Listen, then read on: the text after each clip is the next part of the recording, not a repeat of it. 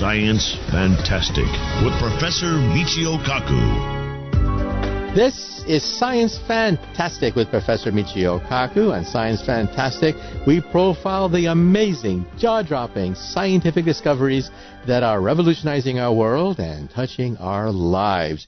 And in this hour, we're going to spend the entire hour talking about the number 2 killer in the U.S. of A. Number 1 is heart disease, but number 2, not too far behind, is cancer.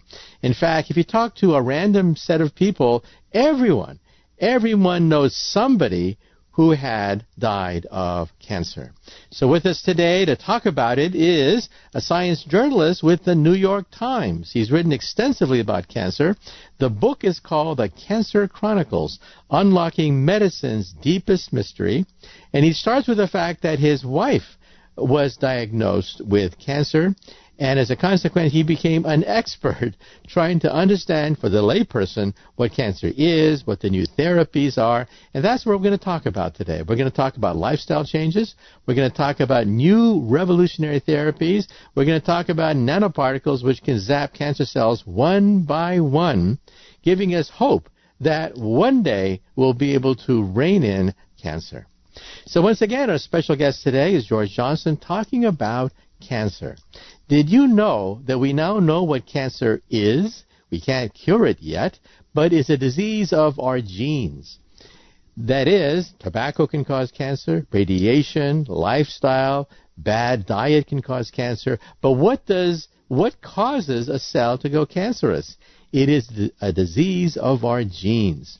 Radiation, all the poisons that we ingest, pollution, what they do is they monkey with our genes. And if you fix those genes, perhaps you can cure cancer.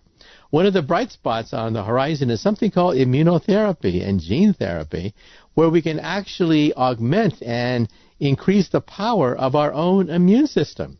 Did you know that your immune system can attack cancer? That's right, your immune system can attack cancer, but eventually cancer figures out a way to become invisible to our immune system. So in the early stages, we can zap cancer naturally, but eventually we lose that ability. With gene therapy, we can regain that ability.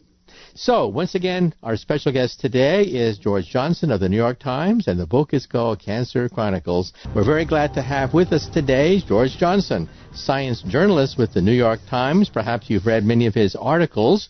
They're on the web. His latest book called The Cancer Chronicles, Unlocking Medicine's Deepest Mystery. So we're going to talk about a personal tragedy that Mr. Johnson underwent, but also what about the science? Do we have a handle on cancer, or is it still the big mystery that science has yet to solve? So, Mr. Johnson, glad you could be on Science Fantastic. Yes, thanks for inviting me. And the first question that we always start off with is, how did you, as a youth, when you were in elementary school or whatever, how did you as a youth first get interested in science?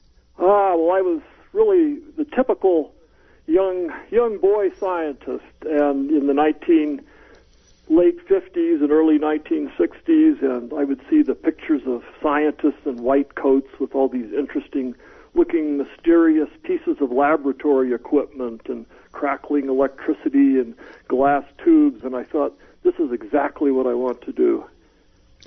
And then what steered you in the direction of science journalism? Well, actually, I got to college thinking I was going to study science, and I remember taking an introductory chemistry class, and then when I got to the laboratory and saw what being a scientist actually entails, I thought, I don't know.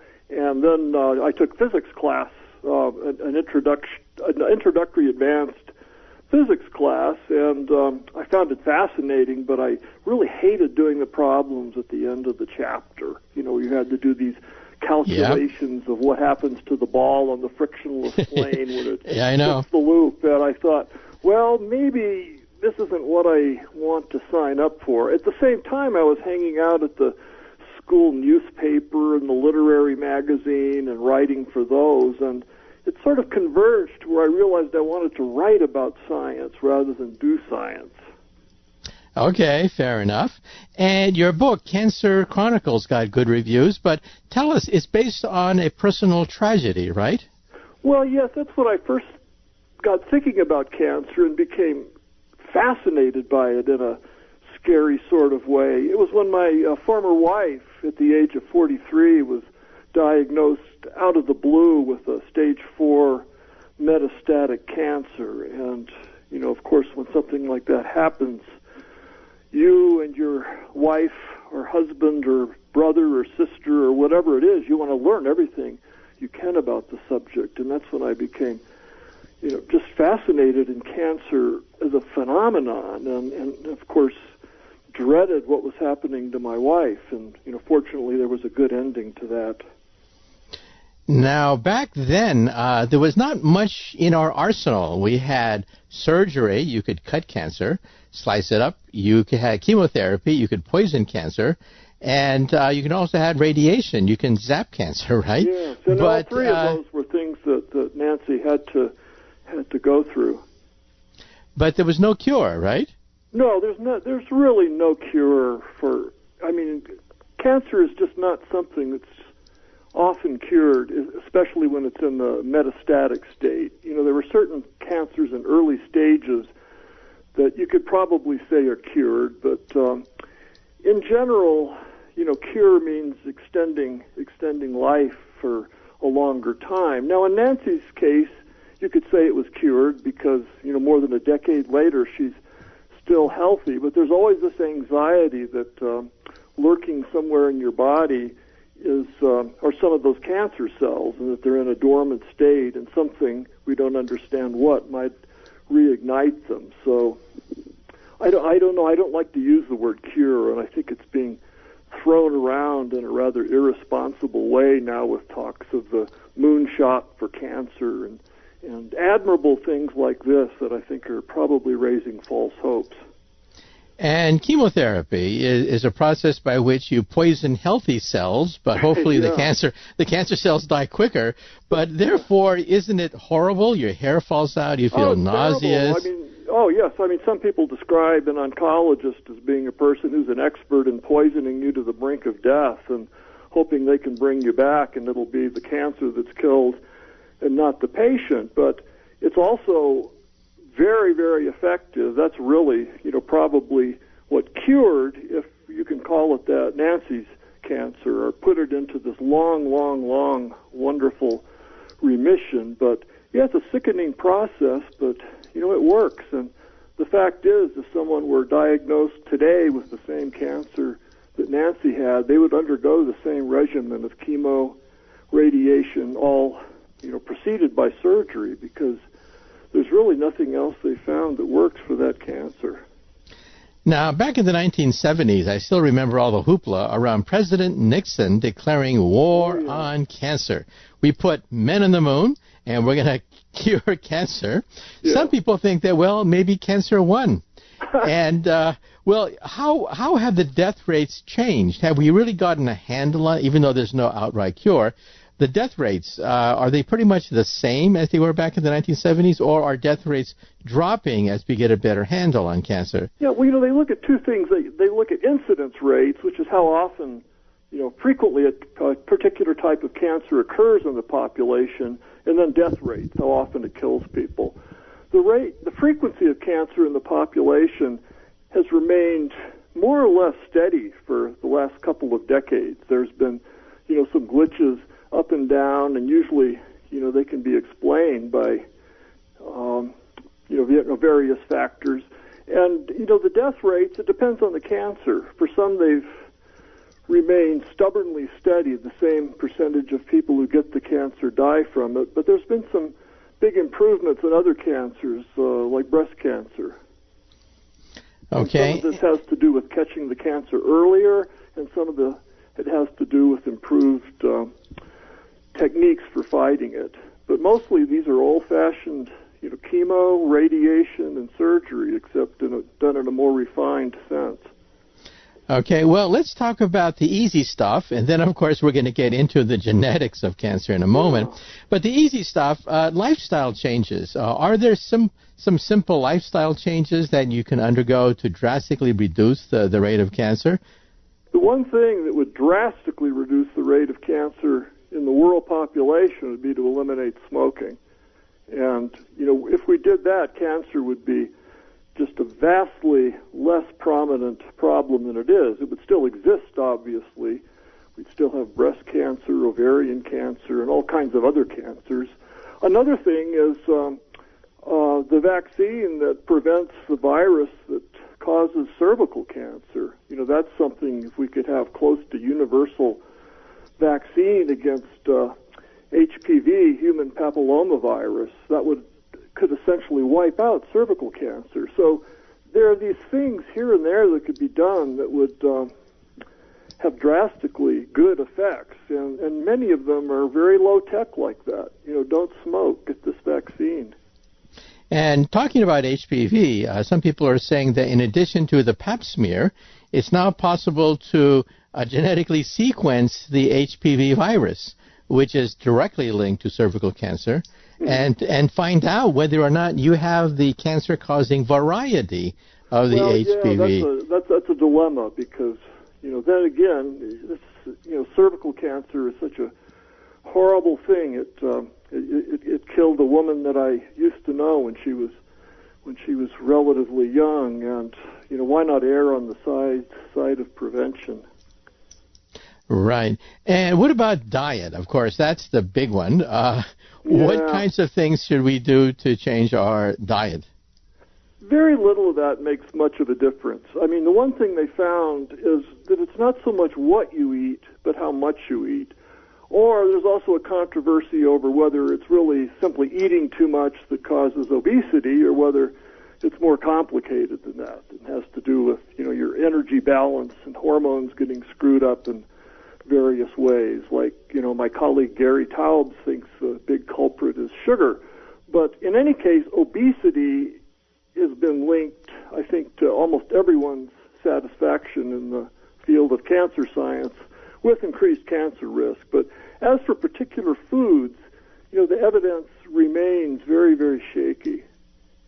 Okay, well, there have been some famous studies on Japanese women showing that they have a lower breast cancer rate. Yes, so right. Some people said, aha, maybe it's animal fat or maybe it isn't. But Japanese people, on the other hand, have a very high rate of stomach cancer. Right. So any thoughts about whether or not animal fat is linked to breast cancer or whether or not salty fish is related to stomach cancer? Any thoughts? Yeah, the general sense as far as dietary fat, fat that you eat as opposed to, being fat for whatever reason, the link between dietary fat and cancer is very, very shaky and not nearly as strong as people were hoping, because, if you can find, easily identifiable factors like that, maybe you can get an edge on cancer. But no, there's not much evidence of that. Now, salty fish or just salt in general, I think it's fair to say there's much more evidence that is a factor in stomach cancer. But, and so is HPV. But these studies you mentioned, the population studies they call them, where people will move from one country to another, and then they'll find that the next generation of the family has the cancers of the adopted country rather than the cancers that were prominent in the old country. So like Japanese moving to the United States, and then their children tend to have the same percentage of colon cancer and breast cancer as we do in the U.S., while their parents, have the same rates that they had back in Japan, which is, lower for breast, lower for colon cancer, but higher for stomach. And these studies are just tantalizing, but there's really not a satisfactory general answer for why this occurs. Could there be more stress in the new environment? Because stress has been linked to cancer susceptibility. Or could it be a change in your microbiome? All of these bacteria that, form, most of the cells in your body and that your other cells in your solid body interact with. It's very mysterious. Okay, well, also, every once in a while, some tabloid newspaper latches on to a cancer hotspot. They say that if you take a map of the United States and look at the incidence of cancer, some people say, aha. Right. Other people say that it's hype and it's not rigorous science. But what are your thoughts about so-called cancer hotspots? Well, yeah, cancer clusters, they often call them. And, epidemiologists have what they call the Texas sharpshooter effect, where you imagine a Texas, I don't know why Texas, but a Texan sharpshooter with a shotgun, and, maybe he's even, had a few beers, and he shoots at the side of a barn, just sort of randomly, and then he walks up to the barn and he sees where the bullet holes are clustered, and he draws a circle around them, and then there you have a bullet hole cluster. And there's a danger that the same thing happens with people looking for cancer clusters, because you'll find a point in the United States where there are more cancers of a certain kind than there are in a similarly sized circle you draw on another part of the map. Okay. We're going to have to take another short commercial break, but after the break, we're going to continue with a fascinating book, Cancer Chronicles. We're going to talk about the mystery of cancer with a New York Times science journalist, George Johnson.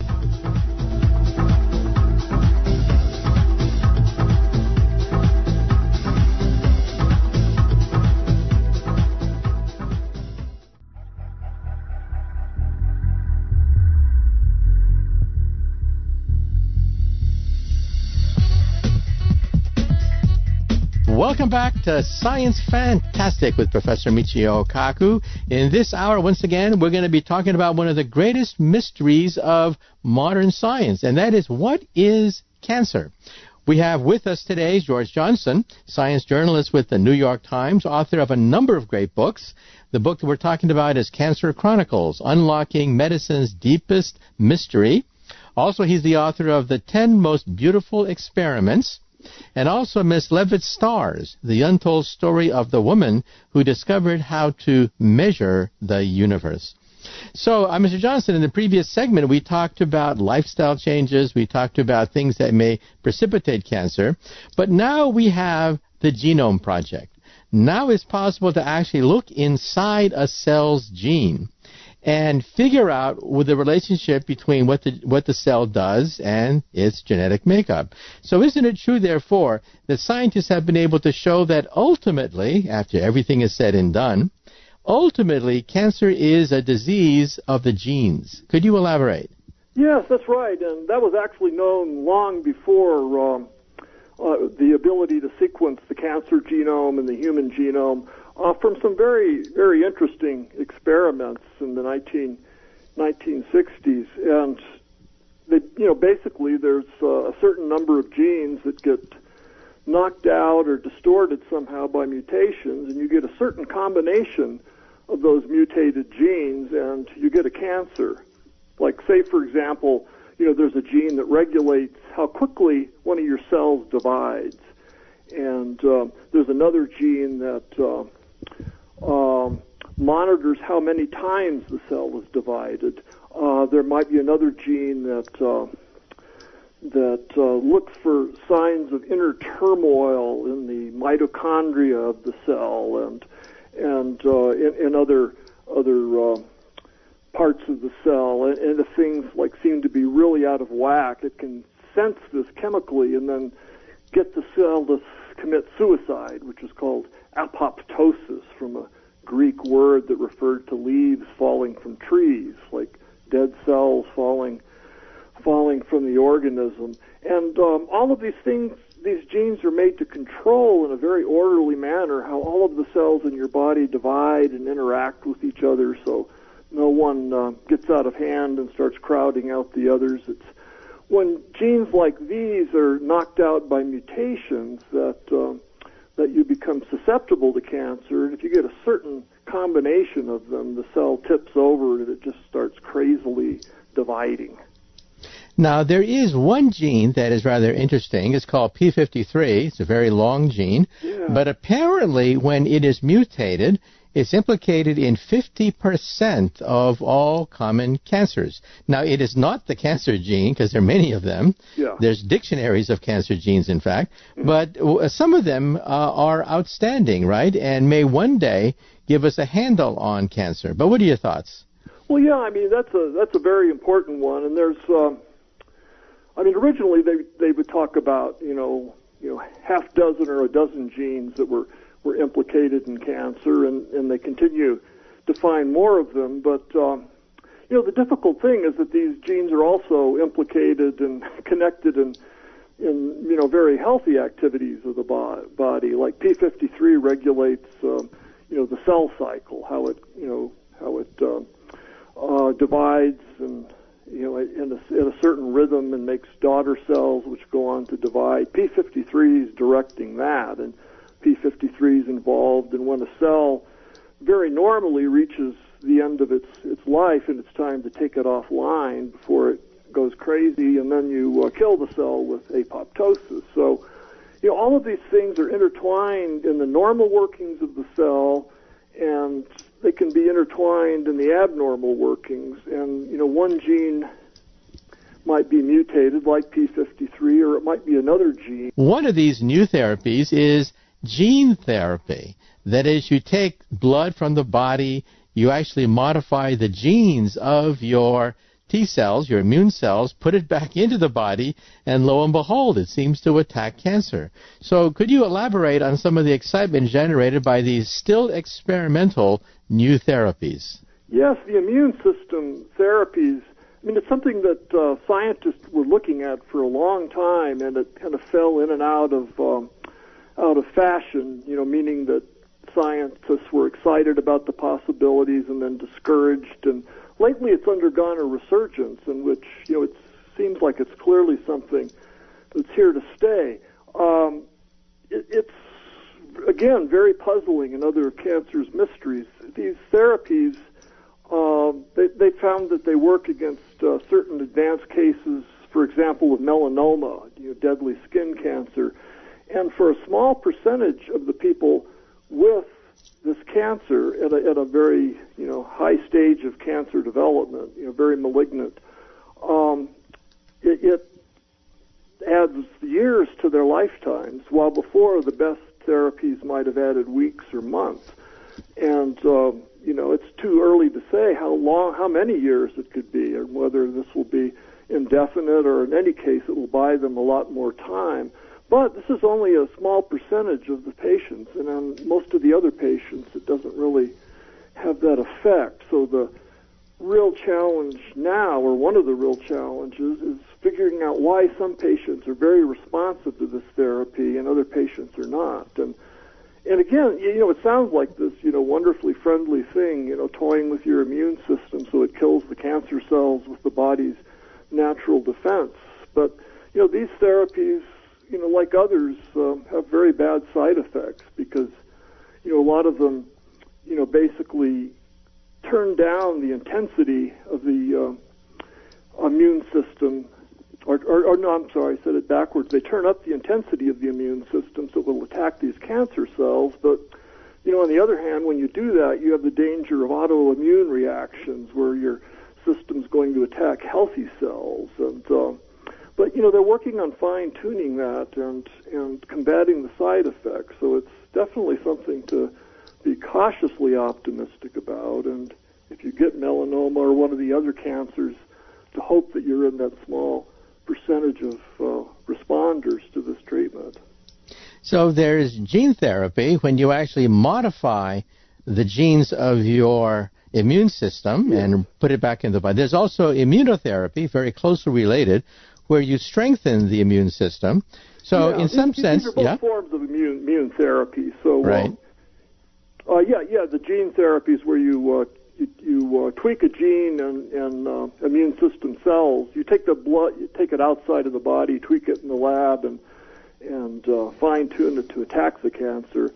And then there's another kind of immune therapy called checkpoint inhibitors, where you're basically unleashing the immune system, and that's what I was referring to when we were talking about the dangers of the body attacking itself. Well, Mr. Johnson, some people are saying that with liquid biopsies and DNA chips, we'll be able to sample your bodily fluids, saliva, blood, whatever, when you go to the bathroom, maybe, and detect traces of cancer genes, and as a consequence, find the location of cancer colonies of maybe a few hundred cancer cells years before a tumor finally forms. So what are your thoughts about cancer prevention using high-tech, technology that comes from Silicon Valley, in fact, that allows us to detect traces, fingerprints of cancers when there are only 100 of these cancer cells in your body, not 10 billion like in a tumor? What are your thoughts? Yes, that to me is the one high-tech approach that I'm most optimistic about, the idea of using our technology to detect cancer at a very, very early stages. And because, again, if you can prevent cancer, from happening in the first place, that's really the thing to concentrate on. Because once you get cancer and once it gets to the point where it's metastasizing or spreading throughout your body, it's just such a difficult problem and often an intractable one. So yeah, I'm very optimistic about that. It's as you suggest, it's very early, and we have to see how these things develop. Okay, now, some people take a more pessimistic approach. I'm optimistic. However, some people say that look at the common cold. We don't cure the common cold because there are 300 different varieties of the rhinovirus, and there are thousands of varieties of cancer. Yeah. So maybe in the future, some pessimists say, we'll simply live with it. We'll cure a few cancers. We'll simply be in a stalemate with other cancers, but we'll never cure it because there's so many. It's a disease of our genes, and there are many ways in which our genes can malfunction. So some people say that it's like a Cold War. We're not going to really fear it like we used to. It's not going to be the killer that affects mortality rates. However, it's very difficult to actually cure.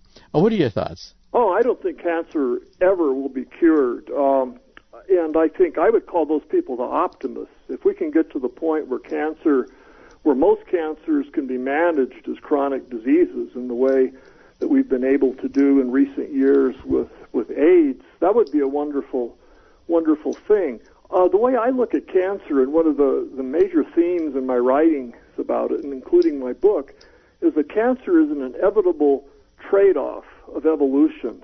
I mean, we're multicellular creatures, and multicellular creatures consist of on the order of 1 trillion cells, all intricately choreographed to interact with each other, so one cell doesn't grow too fast and crowd out the other cell, that they all communicate. They send these intricate signals, but any complex system like that is going to commit errors, and because of entropy, the second law of thermodynamics, complexity over time inevitably gives way to disorder, and the systems we build up break down. The same is true of our bodies, and cancer is always going to be with us because it's a phenomenon that exists in multicellular creatures living in a world that's ruled by entropy. Okay, and now let's say a few things about, science fiction. I have some colleagues of mine at Bethesda, Maryland, where we have the National Institutes of Health, that experiment on nanoparticles. That is, we're talking about molecules that home in on individual cancers, deliver a tiny, tiny amount of poison to them, and they're like smart bombs, they say. Now, this is very experimental, but one of my colleagues got funding for this, and she actually tinkers with deformed P53 genes. So what are your thoughts, therefore, about the future now, where we have... targeted therapies have existed in one form or another for a while, like there's the Herceptin, which is a drug that zooms in on the HER receptors on breast cancer cells, and there's advanced versions of the drug that deliver a little tiny bit of poison to the cells that are overexpressed, that have too many of these HER receptors, which is typical of breast cancer cells, and then it finds these cells and blows them up. So it's like delivers this depth charge. But, the problem has always been, and again, it's one of these trade-offs you always run into, is that the normal healthy cells also have these HER2 receptors, so you're going to poison some of those as well. So the trick seems to be finding, cells that have some kind of mutation or express some kind of molecule on their surfaces that just don't exist in healthy cells. And that's sort of like some therapies work, including the one for very very deadly form of leukemia. So this is definitely one of the waves of the future. Okay, and if you had the ear of the American public and were to summarize some of the advances, what would you suggest people do? If you had the ear of the president, you had a bullhorn, would you suggest that people change their lifestyle, they get more educated? What are your thoughts in terms of if you had the ear of the American public? I'd say mostly let's concentrate on finding ways of preventing cancer. Make smoking illegal. Make it a felony to buy or sell children and young adults. Mr. Johnson, unfortunately, we've run out of time. But thank you so much for being on Science Fantastic. Once again, our special guest today has been George Johnson of the New York Times. His book is called The Cancer Chronicles, Unlocking Medicine's Deepest Mystery.